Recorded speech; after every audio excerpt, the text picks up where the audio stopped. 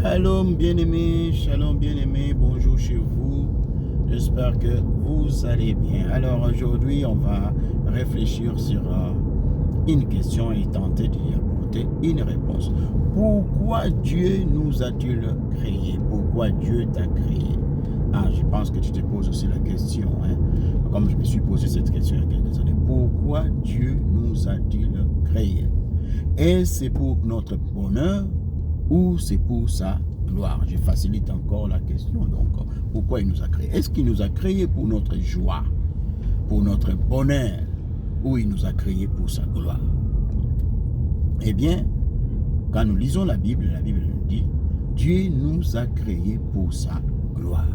Il nous a prédestinés pour célébrer la gloire de sa grâce.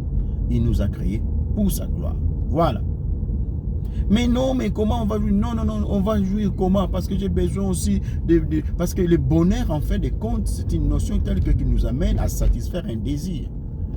Lorsque le désir que j'ai est satisfait, j'éprouve un bonheur, j'éprouve une joie, une jouissance. Donc, je dois satisfaire un désir. Or, quand je parle de désir, quelque part, je vois quelque chose qui est propre à moi. Ok? Alors, est-ce que c'est notre désir? Est-ce que c'est notre bonheur? Non, Dieu nous a créés pour sa gloire. Et donc, en d'autres termes, pour agir pour sa gloire. Il nous a créés pour agir pour sa gloire. Voilà pourquoi Dieu nous a créés. Tout ce que nous devons faire doit être fait pour la gloire de Dieu. Peu importe ce que tu fais, mais au final, Dieu doit trouver sa part. Est-ce que dans ce que nous faisons, dans ce que nous désirons, dans nos solutions, est-ce que Dieu trouve sa part? Dieu doit trouver sa part. Tout ce que nous faisons, nous devons le faire pour sa gloire. Et deuxièmement, Dieu veut que, non pas que nous fassions pour sa gloire, mais nous puissions nous réjouir en faisant tout pour sa gloire. Donc, en agissant pour la gloire de Dieu, que nous trouvions aussi notre bonheur en agissant pour la gloire de Dieu.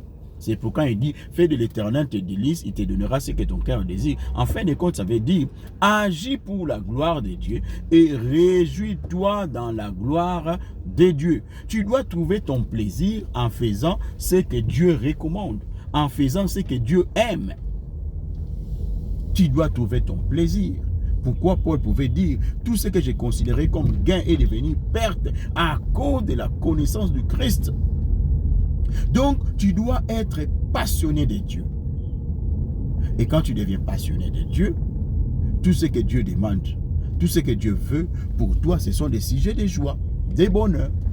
Donc, ton bonheur doit être attaché au bonheur de Dieu. Donc, Dieu veut deux choses. Agir pour sa gloire et nous réjouir en agissant pour sa gloire. Voilà ce que Dieu veut de nous. Et en agissant ainsi, lorsque nous allons nous réjouir en agissant pour la gloire de Dieu, c'est à ce moment-là que Dieu nous dit, cherchez d'abord le royaume des cieux et tout viendra par-dessus tout. Il va commencer à nous combler d'autres choses. Parce qu'à ce moment-là, il sait que nous agissons pour sa gloire. Nous n'allons pas changer d'avis. Voilà ce que nous devons comprendre. Que Dieu nous bénisse. Bonne journée.